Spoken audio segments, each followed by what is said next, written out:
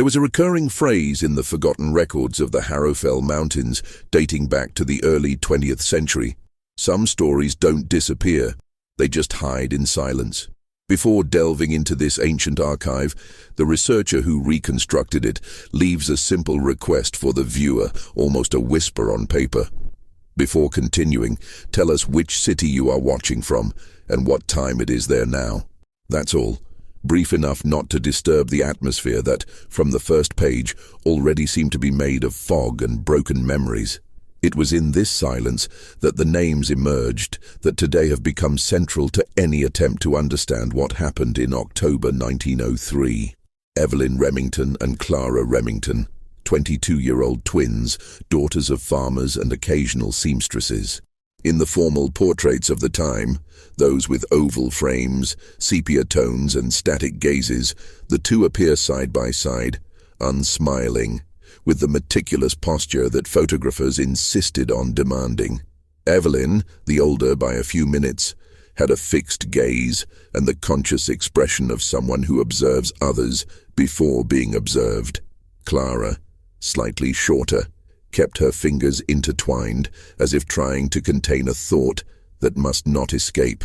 Harrowfell at the time was a small community of 39 permanent residents, a cluster of irregular wooden houses, some almost swallowed by the dampness of the hills. The village lay between narrow valleys and dense oak-covered slopes where sunlight was slow to touch the ground, and when it did, it was too late to warm it. The wind, described in one of the recovered diaries, sang like a sad kettle, and the inhabitants seemed to have learned to live with this constant melancholy music. The Remmington family lived in one of the oldest properties, built in 1871, with a basement that records refer to as the Purity Basement, although there is no consensus on the origin of the name. Some researchers believe it was just a cold storage room for food. Others maintain that, before the family bought it, the basement had been used by an old religious congregation for rituals of silence and abstinence, common in the region between 1850 and 1880. The fact is that, in 1903, the name was already ingrained in the community's accounts, a detail that no one questioned, but which always returned in testimonies like a discreet echo. Evelyn and Clara grew up in this environment, among dry goods, oil lamps, and tools hanging on crooked nails. Neighbors described the young women as polite, reserved, and strangely harmonious, as if one's breathing always followed the rhythm of the other. The twins were rarely seen apart, except when Evelyn went to the creek to fetch water, and Clara remained on the porch mending dress hems. There was something quiet about their presence, not the unsettling kind, but rather that of people accustomed to listening before speaking. The Harrowfell archives include letters, notes from community meetings, and 2 Remmington family account books. In them, an almost poetic pattern can be seen. All entries were made in the same fine, slanted handwriting. For a long time, it was believed to be the handwriting of Evelyn, the more organized of the two. However, upon re-examining the documents decades later, the historian responsible for this account discovered that half of the notes belonged to Clara. The similarity between the handwritings was so great that it confused researchers for years, an almost symbolic reflection of the parallel lives the two led. The year 1903 was harsh. Between April and August, 3 violent storms hit the region, knocking down smaller bridges and destroying part of the local plantation. The Remmington family lost much of their corn crop, and the girl's father, Thomas Remmington, fell ill after weeks of hard work trying to recover what was left. The twins took on almost all the household chores, tidying up, chopping wood, sewing for neighbors, and organizing the basement, always the basement, which is mentioned in virtually every account made by residents that year. One of the diary fragments found mentions, "The girls spend too much time down there. Maybe it's just work, but sometimes it seems like they're waiting for something." The authorship is uncertain. It may have been written by their mother, a neighbor, or even someone who was just passing through the property. But it is the first record that indicates something subtly out of place in the twins' routine. As autumn approached, reports about Evelyn and Clara began to take on more ambiguous tones. A local fisherman claimed to have seen them on the north bank of the valley at dawn, watching the fog as if following an invisible trail. An itinerant teacher wrote that Clara seemed too sleepy for someone so young, while Evelyn showed a quiet determination that didn't fit in with the rest of the village.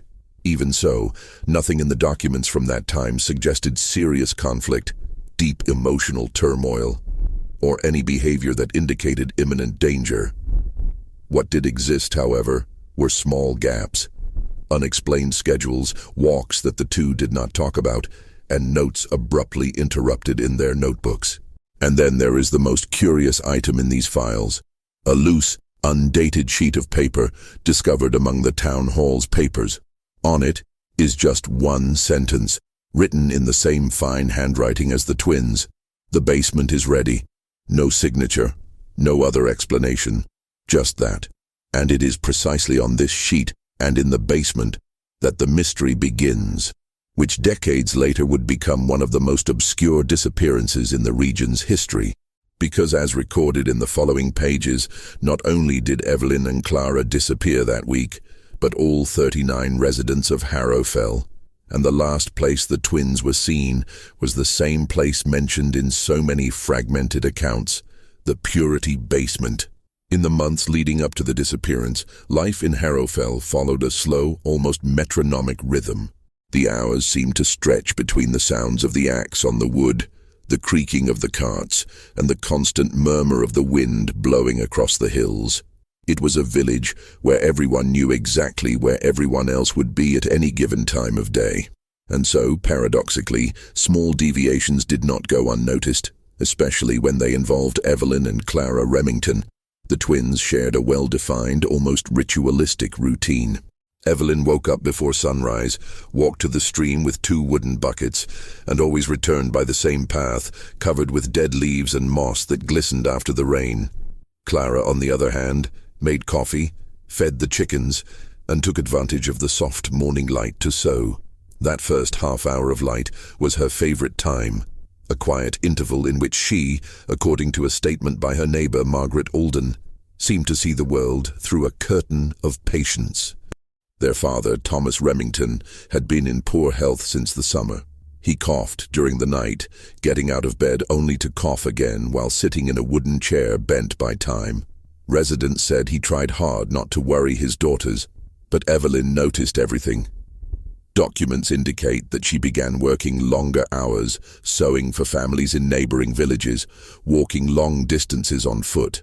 Clara took care of the house, did the laundry, helped her mother with her chores, and spent considerable time restocking and organizing supplies in the basement. This basement, always it, appears repeatedly in the accounts. Described as a damp room with a low ceiling and thick walls, it was a space where any sound seemed to die before it echoed. The oil lamp, hanging from a rusty hook, cast a light that barely reached the back of the room. This fueled the idea that time moved differently within that space. Some inhabitants believed that this was just an impression caused by the lack of windows. But Clara, without realizing it, left clues about a deeper relationship with that environment. In her notebooks, she made repetitive lists of supplies, organized with unusual precision. In one of them, a detail caught the attention of researchers decades later. Flour, enough for 3 weeks. Beans, enough for 3 weeks. Candles, enough for 3 weeks. Why 3 weeks? It was not a usual number. No one planned with such precision. Some believe it was just a habit. Others, more attentive, see this excerpt as the first indication that something was planned. Evelyn, on the other hand, became increasingly observant. Testimonies indicate that she would stand for long minutes staring at the hills to the east, as if waiting for something to appear or change up there.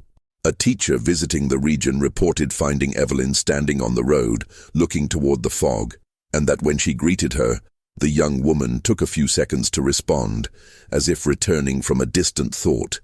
Nothing alarming, but different enough to merit mention in her diary. Despite these small signs, the twins continued to play their roles within the village. They attended monthly meetings, helped elderly families, and contributed bread and fabrics when needed. Nothing about them suggested an imminent breakdown. Nothing that indicated that tragedy was approaching. And yet, some gaps began to appear. Fisherman Noah Whitfold stated years later that, 2 weeks before their disappearance, he saw the twins walking before dawn through a stretch of forest that led nowhere, an area densely covered by trees, where trails disappeared and reappeared according to the season. They walked silently, side by side, carrying no buckets, baskets, or tools. They just seemed to be going. He also stated that when he called out to them from a distance, they both stopped, looked in his direction, but did not respond. They just kept walking. Another account, this time from Margaret Alden, mentions finding Clara on the porch in the middle of the night, sitting silently, watching the valley. When asked what she was doing there, Clara simply replied, "The wind has changed direction today." Margaret didn't understand. No one understood. Perhaps even Clara didn't expect to be understood. Still, apart from these strange moments, the routine remained. The twins worked, took care of their parents, exchanged fabrics with neighbors, and wrote everything down in their notebooks. But the historian who analyzed these documents highlighted something revealing. In the last 15 days before their disappearance, both of their notes became increasingly shorter. They were no longer detailed lists, but short sentences, almost codes. Almost ready. 8 days. After sunset. Who wrote these sentences? No one knows. The handwriting was practically identical. This closeness between the twins, always strong together, seems to have intensified during that period. Neighbors reported that they began to walk with their heads down when crossing the village. They seemed focused or worried, or perhaps just tired. But there was something else, something that no one could describe at the time, but which decades later became a symbol of the unease that preceded the collective disappearance. In a statement taken 30 years later, a surviving resident, the only person who was not present in the village on the day of the events, said that, in the week before the disappearance, she heard the twins talking near the well. She didn't understand everything, but she clearly remembered 2 phrases. "There's no going back after this," and "it has to be now before everyone notices." There is no proof that the phrases were actually said. They may just be reconstructed memories like so many others. But what is striking is the fact that they appear in different independent documents, always associated with the twins' behavior. And so, we come to the night before the disappearance, a cold night with a thin moon and a partly cloudy sky. The father coughed more than usual. The mother went to bed early. Evelyn and Clara were seen going down to the basement with lanterns and 2 cloth bundles. It was not unusual for them to store supplies, but according to neighbor Samuel Dougherty, who was passing by on the road, the lights remained on downstairs longer than usual, until well after midnight. What were they doing? Reorganizing supplies? Talking? Planning something? No one knows. What is known, and this is the last confirmed record before the tragedy, is that one of the oil lamps was seen to suddenly go out, as if a quick movement had interrupted the flame. The other remained lit for a few more minutes, flickering, until it also disappeared. And in that darkness, according to records, no one ever saw Evelyn or Clara Remmington alive again. The early morning of October 17, 1903, is reconstructed from scattered fragments, belated reports, truncated notes, records of lights seen by sleepless neighbors, and a partially burned letter found decades later in the home of one of the residents. Nothing in it is absolute, but when superimposed, these fragments form a consistent outline of Harrowfell's last known night. The weather was cold, with winds coming from the east carrying the smell of damp leaves. The moon, thin as a knife cut, provided little light. Most of the village remained shrouded in the irregular gloom that precedes frost. The silence was so thick that even the footsteps of animals seemed to be absorbed by the ground. According to what has been reconstructed, Evelyn and Clara went down to the basement around 11:30 p.m. Evelyn's lamp was stronger, Clara's was weaker and yellowish. Their father was coughing, their mother was already asleep, and neither of them saw their daughters again that night. The wood of the basement door creaked with an unmistakable metallic sound, and this creaking was heard by at least 3 neighbors who lived near the property. From here begins the sequence of events that, taken together, make up the silent and almost ritualistic climax of the story. The last confirmed movement. Around midnight, witnesses observed small lights moving through the village. Lanterns, probably carried by residents who, according to speculation, had been called by the twins or attracted by something happening on the Remmington property. However, there is no explicit record of an invitation note or scheduled meeting. Only the certainty contained in the testimonies that people began to leave their homes voluntarily, without any sign of panic. The historian responsible for reconstructing this part of the case describes this movement as a natural, almost hypnotic, yet entirely human flow, rejecting any supernatural connotation. Some residents reportedly saw shadows walking toward the Remingtons' house. Others claim to have heard light knocks, 3 knocks, always 3, echoing between the wooden walls. From 12:15 a.m. onwards, according to reports, the last lamp visible from the outside belonged to Samuel Dougherty, who used to informally patrol the village at night. He described seeing Evelyn's silhouette standing at the door of the house in the distance, holding what looked like a notebook. There is no confirmation of this encounter, but the description of their posture, motionless, arms close to their bodies, matches previous photographs of the twins. Inside the basement, the details of the basement's interior that night are speculations based on objects found years later, when the property was already abandoned and partially destroyed by time.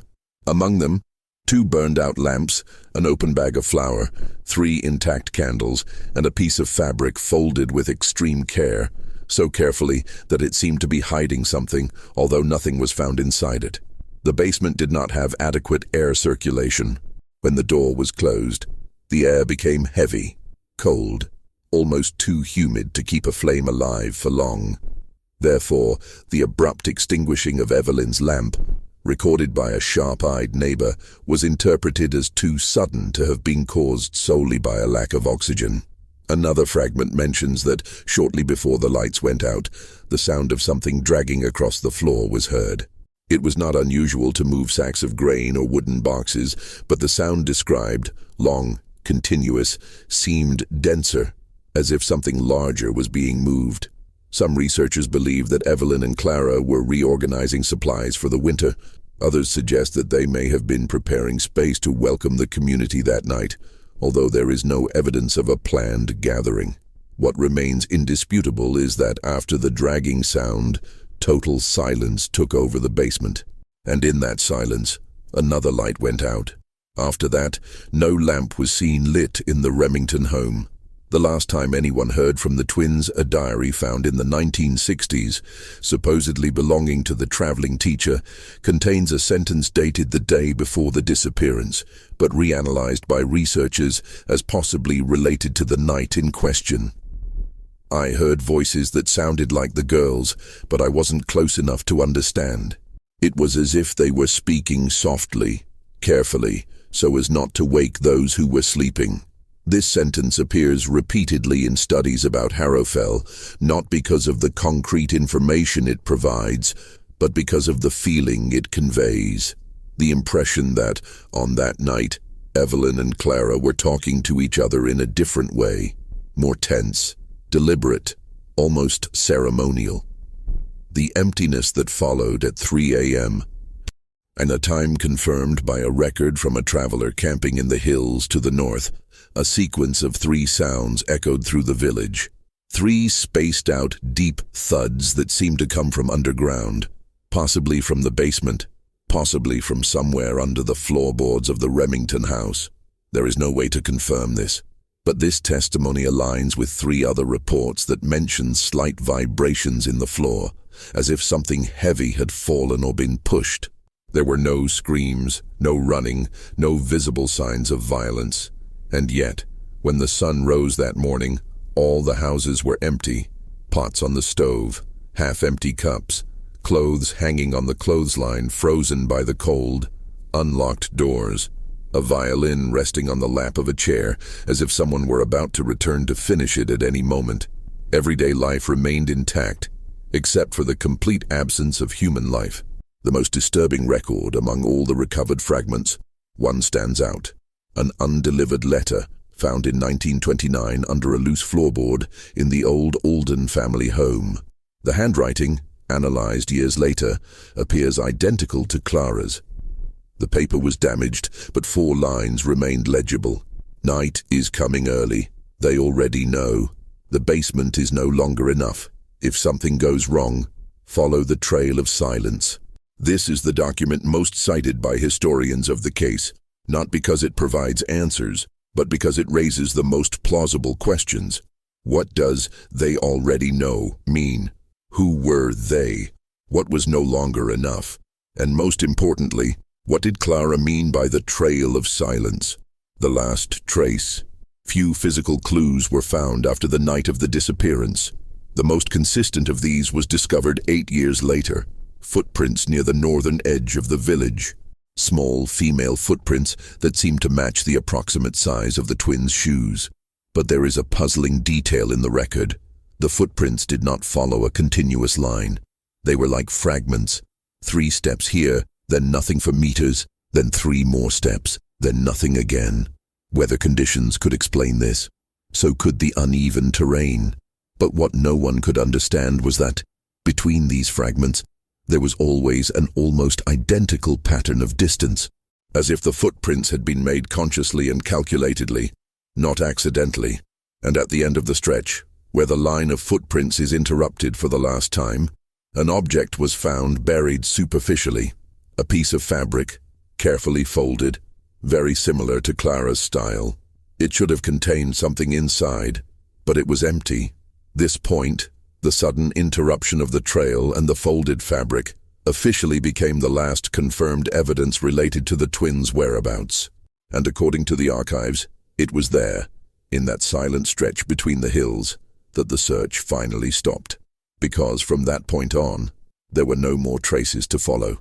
When morning finally broke over Harrowfell, bringing with it a pale, heatless light, there was not a single human sound in the village. It was this silence, a thick, uneven, deeply unsettling silence, that caught the attention of the 2 travelers crossing the main road on that day, October 18th, 1903. They were the first to notice that something was wrong. Smoke rose from 2 chimneys, but no one was feeding the fire. Clothes hung from the clotheslines like abandoned flags, and a door slammed slowly, hitting the doorframe with the cadence of weak breathing. The traveler's account, recorded weeks later in an impromptu inquiry, describes an unsettling feeling. Each house seemed to have been interrupted in the middle of a task. Bread, started and not baked. A chair pushed back, as if someone had gotten up in a hurry. A spoon dipped in broth, still resting on the edge of the bowl. Nothing indicated emotional imbalance or violence. There was only absence. An absence without signs of struggle, without footprints, without immediate clues. The news spread quickly throughout the region, and within 2 days local authorities arrived on the scene, accompanied by volunteers. What they found reinforced something that until then had seemed impossible. All 39 residents had simply disappeared. Entire families, children, the elderly, couples, isolated workers, none had left any record of their departure. No letters, no luggage, nothing. The search began with the houses, and as expected, all of them were intact. But one, in particular, caught the attention right from the start. The Remmington's house. The house that seemed to be waiting for someone. The interior was too tidy, as if someone had prepared the environment to receive visitors. The table was set for 2 people, something unusual since the family included 4 residents. The lamp in the corner of the room was almost out of oil, suggesting that it had burned for part of the night. And curiously, the floor seemed too clean, as if it had been swept or brushed in the hours before the disappearance. Investigators noted that there was a sense of recent occupation, but a complete absence of life. Clara's bed was made. Evelyn's was partially unmade. On the windowsill, they found 2 strands of hair, considered irrelevant by the technology of the time, but a source of discussion among later historians. Both were long, but one was broken a few inches from the root, as if it had been pulled or caught on something. In the kitchen, carefully washed utensils were resting on a cloth that still seemed damp. This suggested that someone had been there around 3 or 4 a.m., the likely time of the last human movement in the village. The basement. The basement was only opened on the afternoon of the second day of the search. The door was unlocked but ajar just enough to let in a trickle of cold air. As they pushed it open, investigators immediately smelled the characteristic odor of a room that had been closed for hours. Dust, dampness, the fermentation of open grain sacks. Inside, they found the scene that had already been partially described in previous reports. 2 burned-out oil lamps, 3 candles lined up on the shelf, partially organized sacks, and marks on the floor indicating that some heavy object had been moved. But what caught their attention most was not the state of the room, but the fact that there was no sign that 39 people could have passed through there. No consistent footprints, no traces of a crowd, nothing. The basement seemed to have received, at most, 2 people. And yet, all records indicated that the twins were the last to be seen going down there. The reaction of the outside community newspapers at the time published exaggerated, sometimes fanciful, versions of the disappearance. They spoke of a voluntary exodus, abrupt migration, collective abandonment, but none of these theories held up. All required planning, communication, resources. None of this was found. The authorities, pressured by distant families and curious onlookers, formulated minimal hypotheses. A coordinated escape for unknown reasons. But there were no roots, trails, or signs of this. Accidental poisoning leading to collective disorientation. There were no bodies, nor were any symptoms recorded. Extreme religious movement culminating in simultaneous abandonment. There was no evidence that Harrowfell had any such group active in 1903. The hypotheses withered in the absence of anything. The ambiguous testimonies. As the weeks passed, belated reports emerged, some contradictory, others simply incomplete. Among them, a woodcutter from a nearby village claimed to have seen 2 female figures walking north at dawn. A child claimed to have heard, the night before, a very low singing coming from afar, but no one could identify where it was coming from. However, the most intriguing testimony came from the only person who happened to be away from Harrowfell that night. Miriam Alden, Margaret Alden's daughter. According to her, upon her return to the village 2 days after the disappearance, she found the door to the family home ajar and a piece of cloth on the living room floor. The fabric was white, folded precisely. Inside was a small handwritten card containing only 2 words. Not yet. The handwriting resembled Clara's. This card was mentioned in reports, but disappeared a few years later. Only indirect descriptions remained, making it one of the most discussed and controversial pieces of evidence in the case. The human revelation. Upon re-examining the case decades later, historians pointed out a possibility that was almost always ignored by the original investigations. The psychological and emotional pressure experienced by residents in the year of lost harvests, storms, and extreme isolation may have created an environment of collective vulnerability. Not hysteria, not delirium, but a predisposition to follow silent leaders, especially when those leaders appear in pairs, endowed with mutual trust and enigmatic behavior. This is a controversial point, but one that recurs in modern analyses.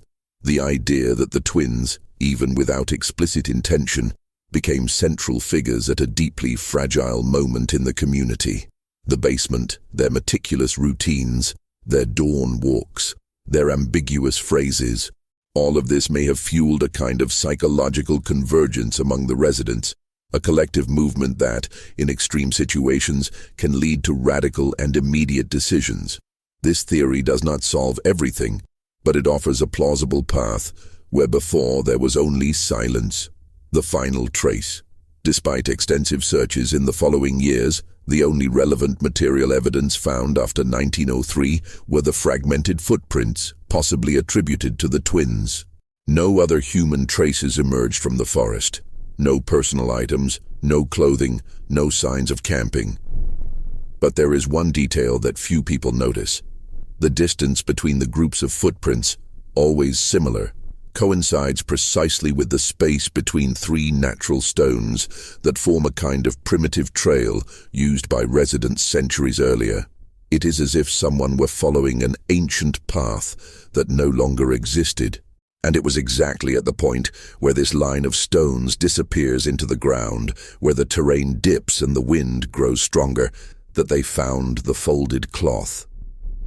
A folded cloth with nothing inside, as if something had been removed at the last moment. Something that could explain Harrowfell's fate, but was never found. And it is in this void, physical and historical, that the mystery penetrates deeper, because everything that came before ends there, and everything that could have been discovered was taken along with the twins' silence. Decades have passed since Harrowfell disappeared from the map.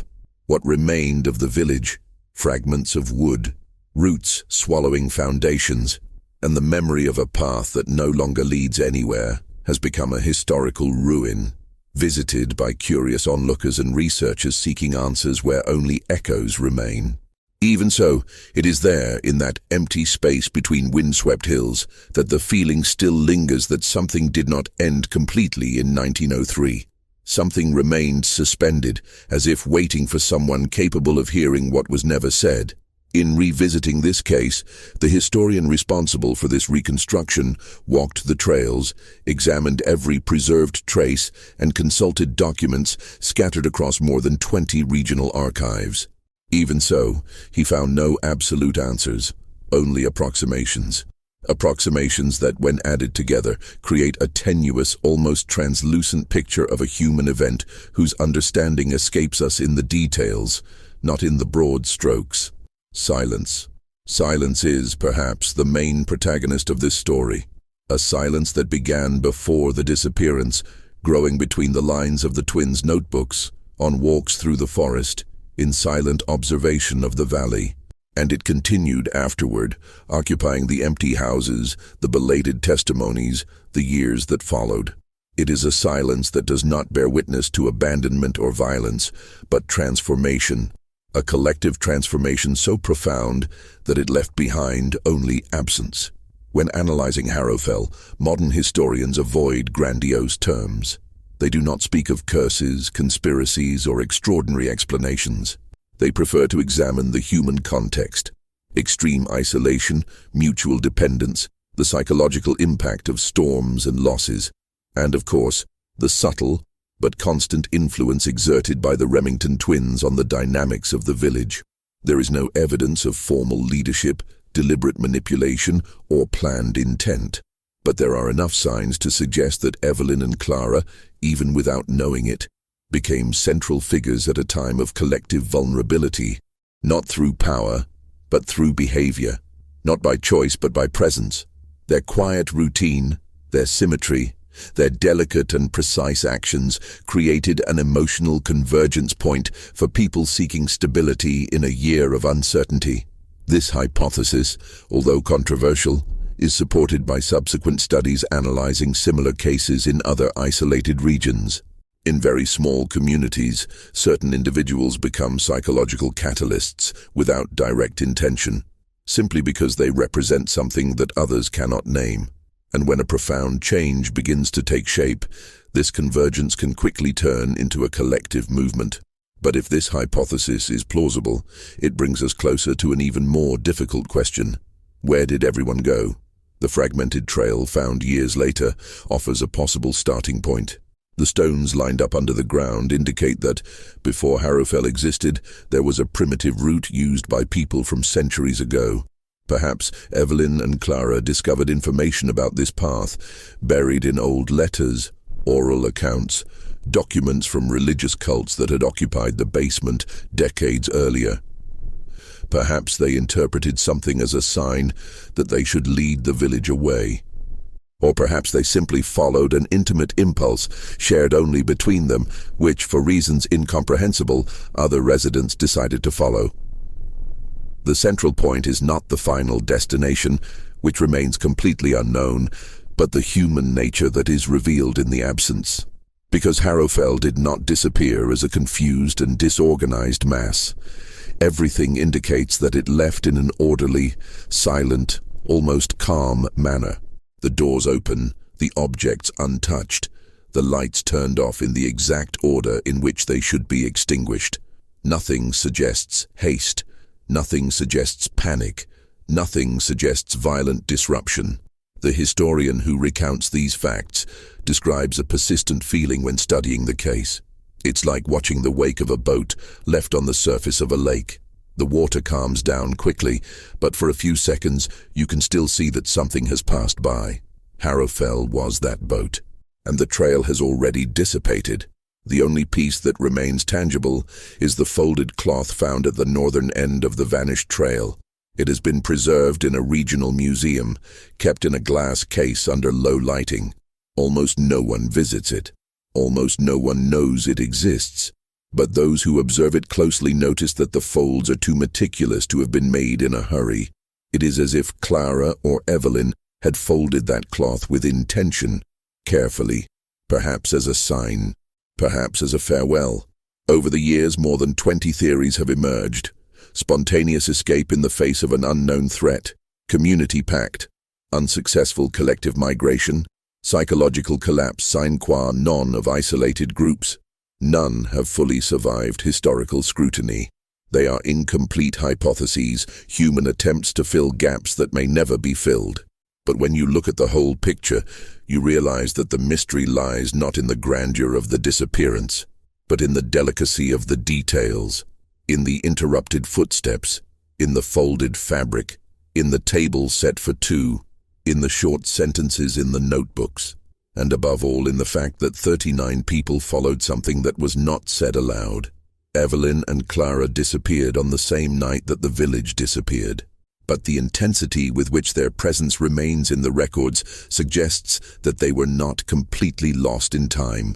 With each rereading of the archives, they reappear, not as leaders or culprits, but as witnesses to themselves, young people trying to find meaning in a life surrounded by uncertainty. The Harrowfell case remains open. Not officially, the documents were closed over a century ago, but humanly. Because when revisiting these pages, we are confronted not only with a historical tragedy, but with the awareness that there are moments when human life, pressured by silence and circumstances, moves in unpredictable directions. And perhaps that is what makes this disappearance so disturbing. The possibility that, contrary to what is thought, no one ran away. Rather, they followed something they thought they understood. The wind still blows through the ancient hills of Harrowfell. The trees, now taller, bend as if protecting a secret that does not belong to them. And those who approach that land feel something that cannot be described. Not fear, not awe, but a subtle awareness that history still breathes there, even without people to tell its story. Because silence, when it lasts so long, ceases to be empty. It becomes memory, and it is in that memory that Harrowfell remains, motionless, intact, and unreachable.